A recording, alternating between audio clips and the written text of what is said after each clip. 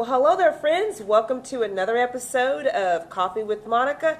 Calling all citizens, calling all citizens. You've got to watch the show because we are joining together to bring community fellowship. So don't go away. We'll be right back on Coffee with Monica.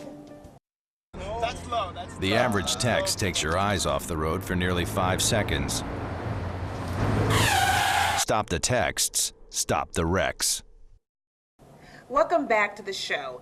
And today's show is so important, and I have been looking forward to today's show because it's all about community. And we have someone on the show today that I have given him a name. It's called Community Moses. Community Moses. I'll take it. Will you take that name? I will. Okay. Well, the reason that I said that is because, as we know, Moses was a deliverer, and he gathered up the people, and he got the people to a great place, right? Absolutely. So I feel like watching you and seeing what you're doing in the community, I feel like it's okay to give you that name because you're drawing in the people, you're drawing in the community so that we can make this place much better. Thank you. I'll accept that name, but actually, I'm Pastor Davis. From the Bethany Chapel Missionary Baptist Church. It is such an honor to be here with you.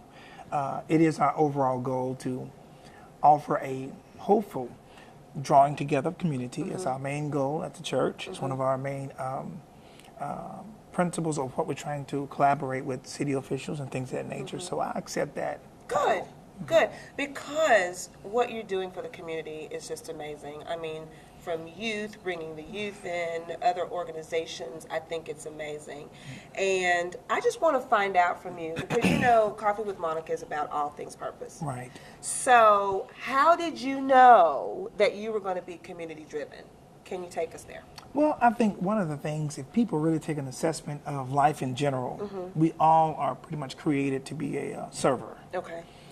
You will serve in one capacity or another. Either you will serve your creator, which you were designed to do so. You will serve others, or you'll serve yourself. Yeah. You're going to serve irregardless. Right.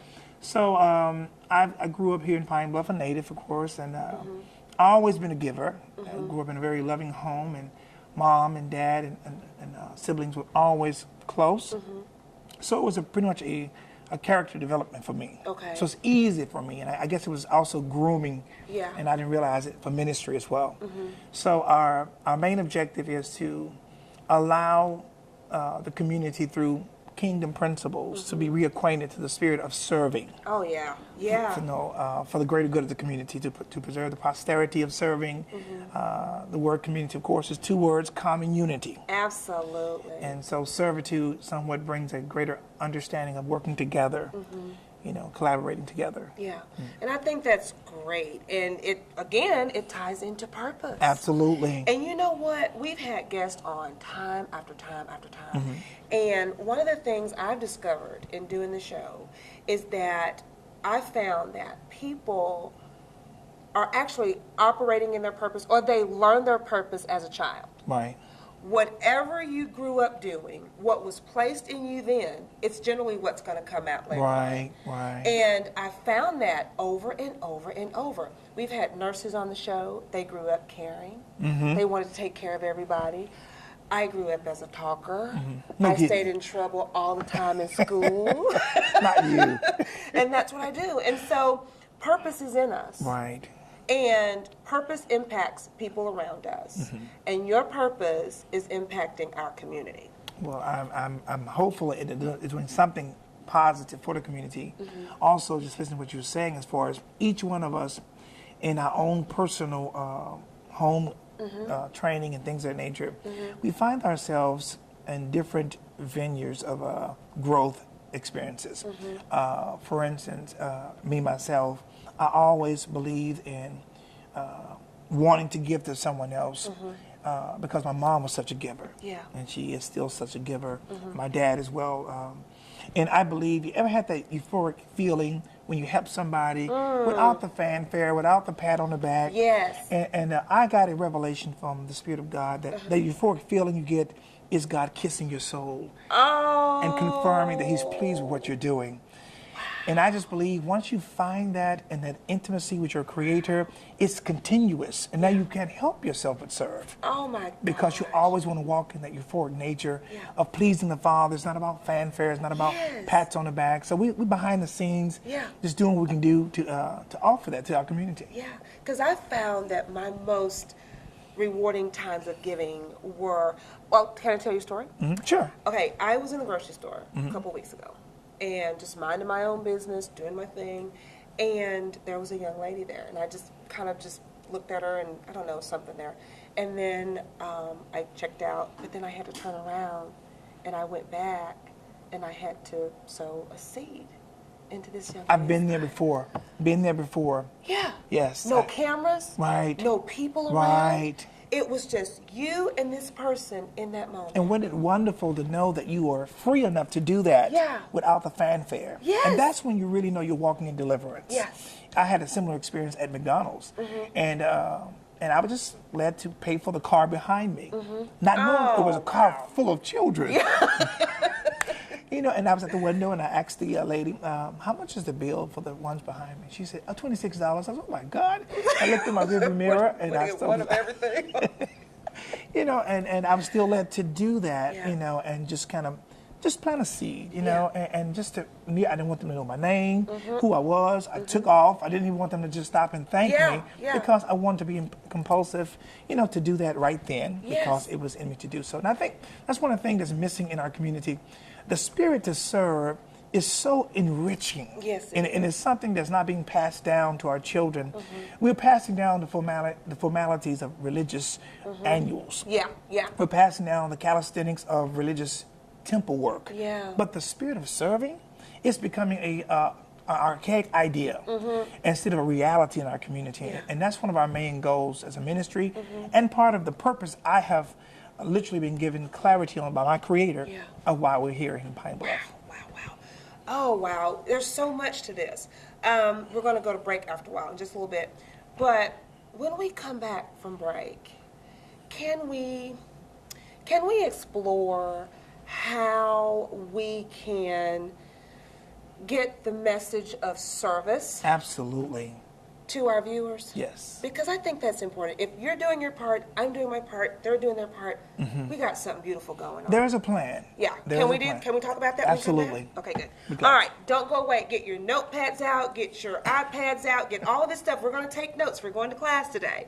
So don't go away. We'll be right back on Coffee with Monica. Over 13 million people are affected by famine, war, and drought in the Horn of Africa. Make a simple text donation of $10. But do more than donate. Forward the facts.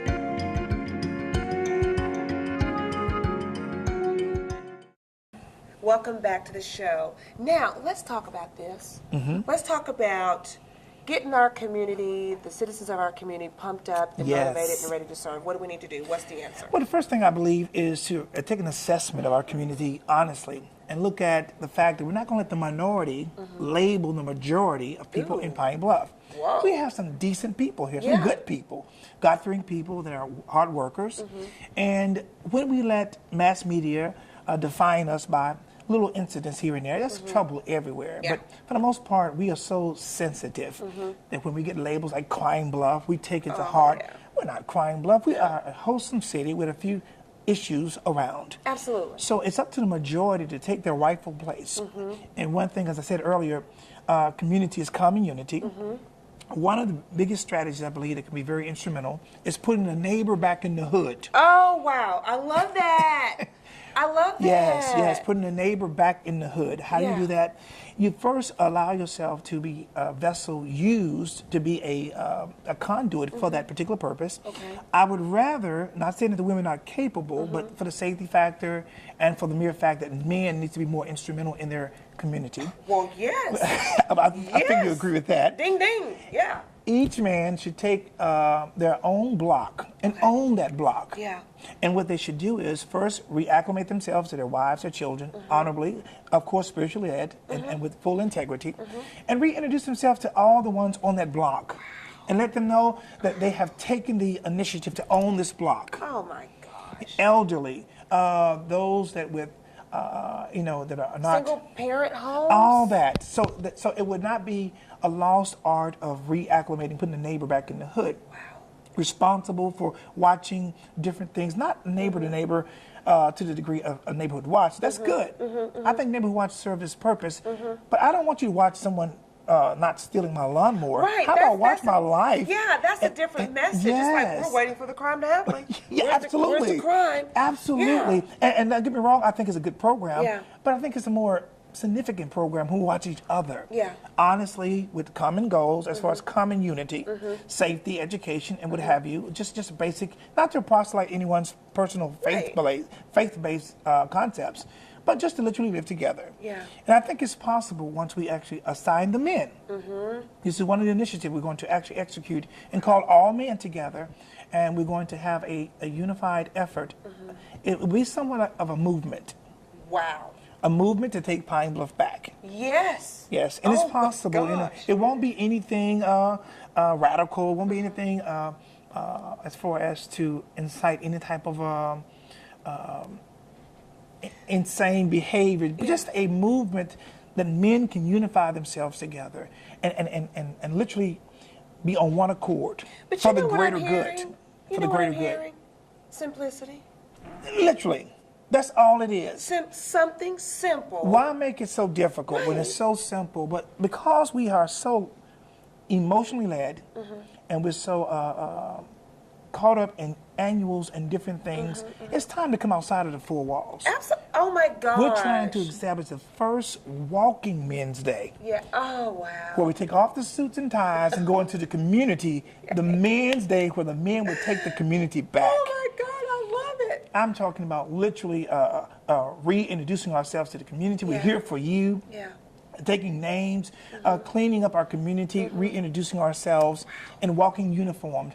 And we're having T-shirts being printed up that we have "I am Pine Bluff" on the front, and on the back we have "Man on the Block." Oh my gosh, I love it. I love it. And I so- love it. And I think when you uniform like that, people's eyes will be open to the fact that someone does care. Yeah. And no slap to any particular ministry whatsoever, but we're so concentrated inside the four walls. Inside the four walls. And we're going through the desolate community, going to each program and coming back to our homes, and we're missing the mission field. We're missing it. There's so much out there. The church is out there. It's Oh, out don't get there. me started. And you know what? You were saying something, and I thought of something really funny. Mm-hmm. Okay, remember when we were growing up? And I'm not telling my age. I don't know about you, but there was a time when we could go out to play. And in my neighborhood, there was a store called Miss Chris. We used to call Miss Chris store. I It was a remember corner that, store. of course. And so I was allowed to walk down there. Well, it was fun, but sometimes you want to hang out a little bit longer, and you may throw a rock, and you may get into trouble while you're down there. And No, then- you didn't. Wh- Oh, go ahead. I'm sorry. So, I'm just saying, if I threw a rock and it hit somebody's window, and you decide to just going to hurry up and get home, by the time you would get home, your parents already knew. Yes. Yes.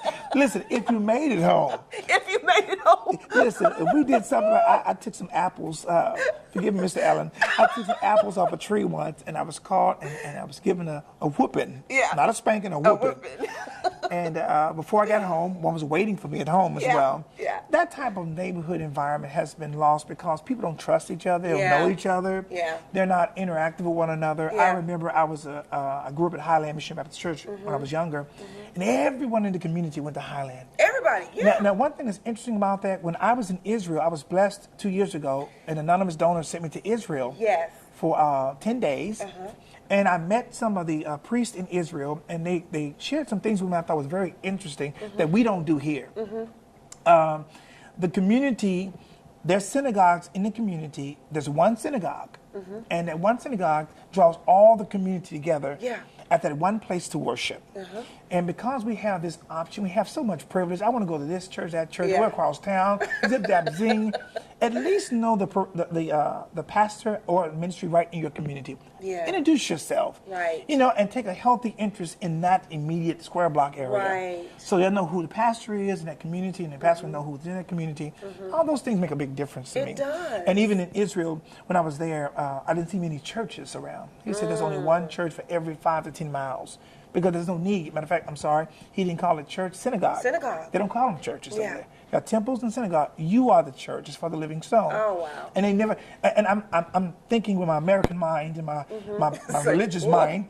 Well, that's a church. He like, where? That's not a church. That's a synagogue. Yeah. That's a temple. And just terminology. I know semantics. It may sound like it doesn't mean much, but it really does. It does. And I think our community have become so focused on what church you belong to. I go to this church. You are the church. We are Pine Bluff. We are Pine Bluff. That's it. We're Pine Bluff. If you go to Israel, they are Israelis. Right. They're in Israel. China, they're Chinese. Yeah. Russians in Russia. Yeah. And we are Pine We're Bluff. Pine Bluff. Well, we got to go to break. Oh, my God. Okay. I love that. We're Pine Bluff. We need to do something Yes. with that. So don't go away. We're going to come right back, Pine Bluff, right here on Coffee with Monica. 9 out of 10 wildfires are caused by humans. If you see someone in danger of starting a wildfire, step in and make a difference. Because 9 out of 10 wildfires can be prevented. Only you can prevent wildfires. Welcome back to Coffee with Monica. We are having such great coffee chat. Yes. I'm loving it. I mean, we were talking at break. This conversation is a conversation that people all over the city need to have. People need to start talking about common unity. Right. People need to have this conversation. What can I do to help? I think a lot of people are afraid to do that because it deals with their own personality issues. To deal with a common unity means that I have to now put all my cards on the table. Am I really with you? I heard an old prayer where this guy prayed, Lord, let Brother Jones lose his job. I'm tired of trying to keep up with him. There's so much jealousy and there's so much envy. We're all just trying to live in a similar community. So when you have something that's going to bring everyone to the table, you must come to the table with honesty, with transparency.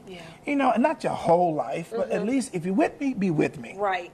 Joshua said, as for me and my house, we're going to serve the Lord. Absolutely. Are you with me? Yeah. And I think one of the things, we don't know who's with us.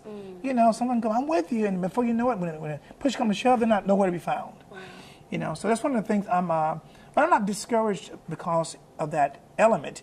I'm encouraged because as an individual assigned by my Creator to be here, and it's not to sound religious, it is a reality. It's a reality. We were born to serve. Absolutely. And I love it. That's it. At the end of the day, I think I was having a chat with your wonderful wife, Mary. Oh, she's beautiful. She's awesome. Yes.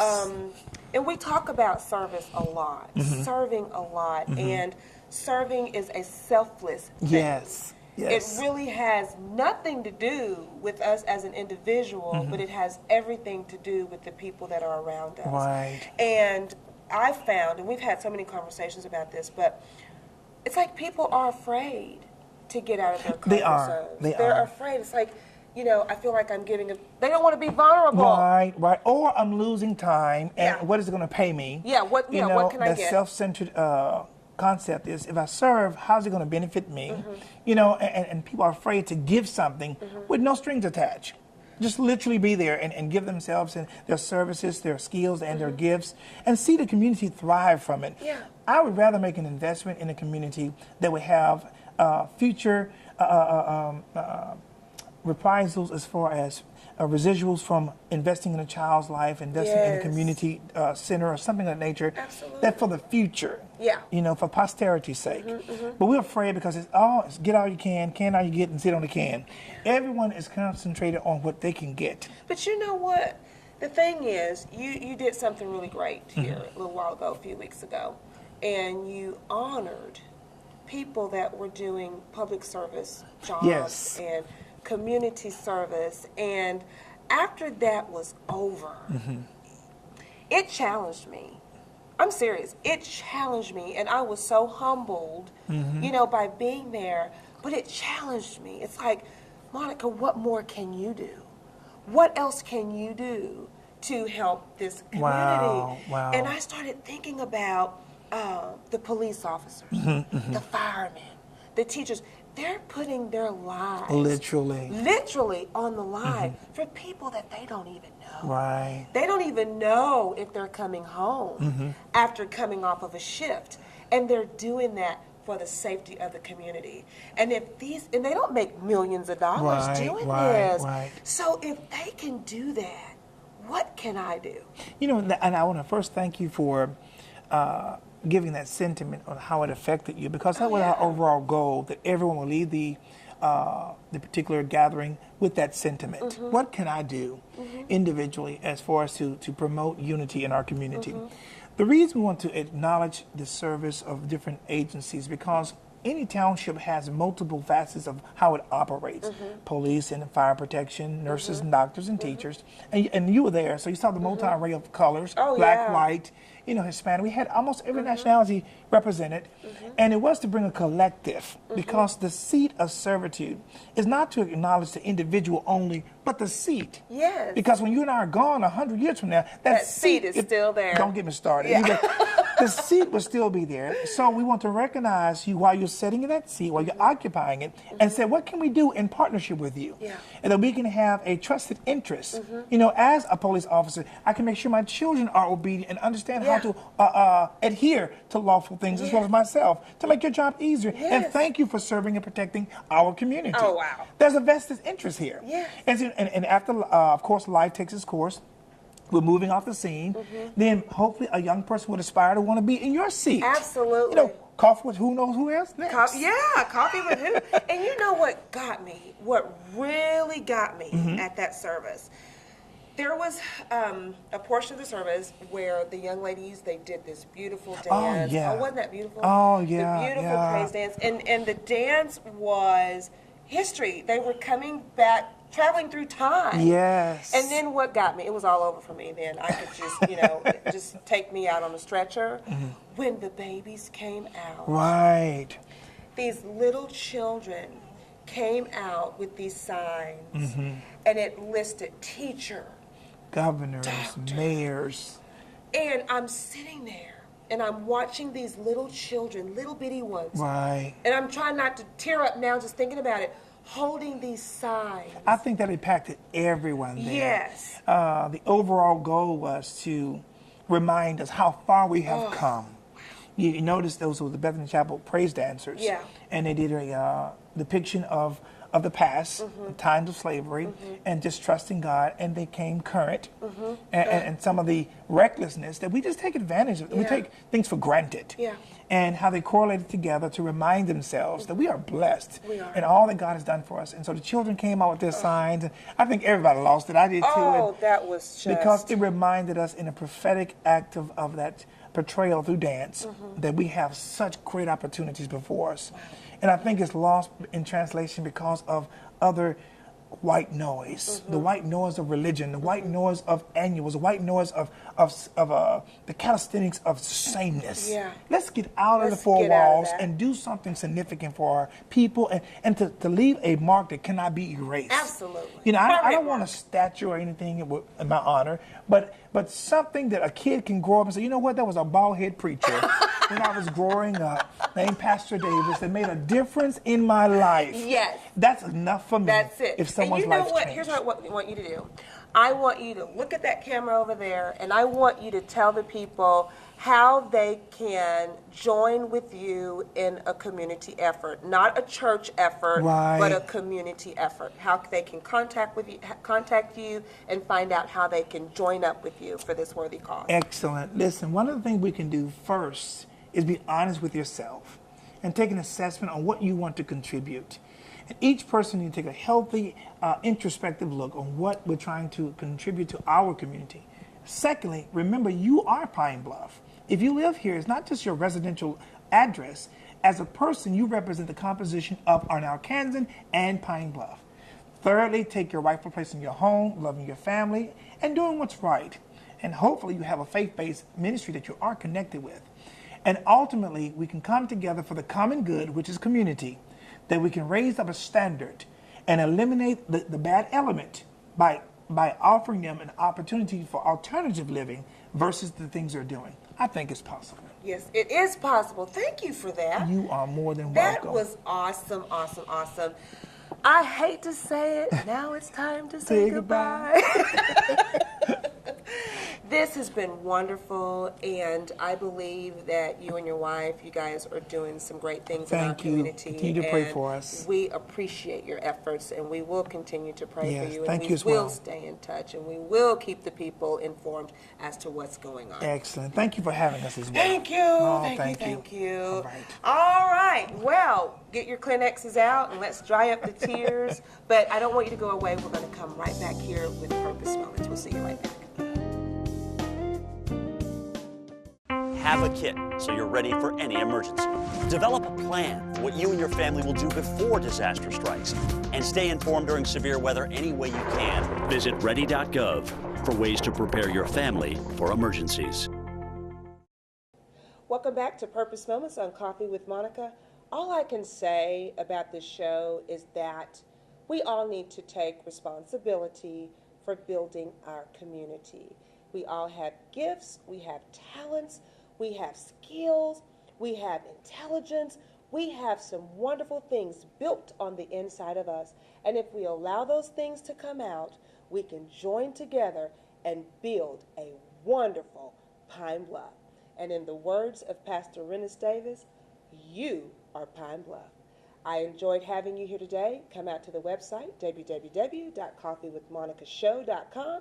Email me at monica@coffeewithmonicashow.com. And as always, be blessed, and thanks for having Coffee with Monica.